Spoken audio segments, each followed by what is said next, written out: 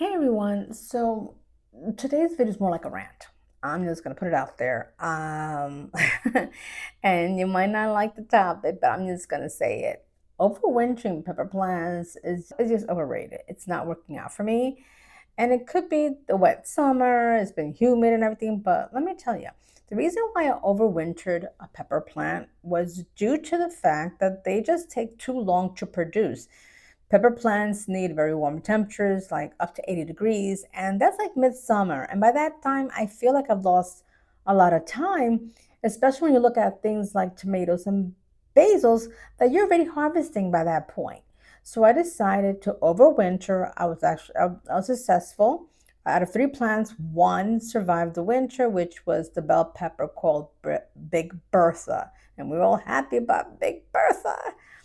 And then I had to put her outside, but because she was indoors for several months, I had to reacclimate her and basically harden her off again to adjust to the conditions, wind, rain. And she kind of died back a little bit, but then she started producing new growth, which is great. And she started producing flowers like in July, and they all kept falling off. And eventually, we had one successful flower that took and produced a pepper that didn't really grow much. And by the time I thought it was a keeper, I noticed that it was rotting away and it had blossom and rot. So I had to get rid of it. And let me tell you, throughout all this time, that pepper has not looked great. And now I get it. It's been a wet summer, so I think it has a fungal infection of sorts. I know that, it has pests because pepper plants, for some reason, attract aphids, but also ants. So I'm pretty sure the ants are partnering up with the aphids to get that.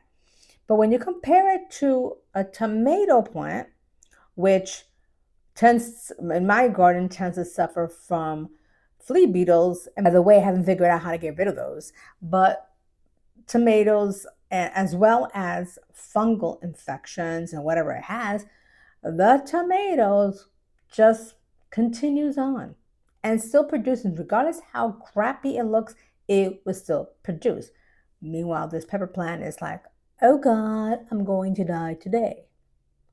Now, I did buy a jalapeno plant this season, and it's fine. It's producing, it's having the time of its life. It doesn't matter. So now I'm wondering, is it because it's a jalapeno that's not being affected like the bell pepper? Is it that it appreciates this temperature, the humidity, and the rain, all that stuff, while the bell pepper is suffering? But all that to say is, if I had a choice next year to harden off a pepper plant or start from scratch, I'm going to start from scratch because it wasn't worth it for me, at least. I know a lot of people do it out there and they have great success, but for me, it wasn't worth it. It doesn't make sense for me to overwinter a pepper plant and I get nothing out of it because the one main reason why I did this is to save some time to get ahead of it and get more peppers out of this. It ain't working over here. It ain't. But if you've hardened up a pepper plant and you were successful, please let me know. And if you experience the same thing that I have, please also let me know because you know what they say, misery loves company. So with that, thanks for watching and welcome to my madness.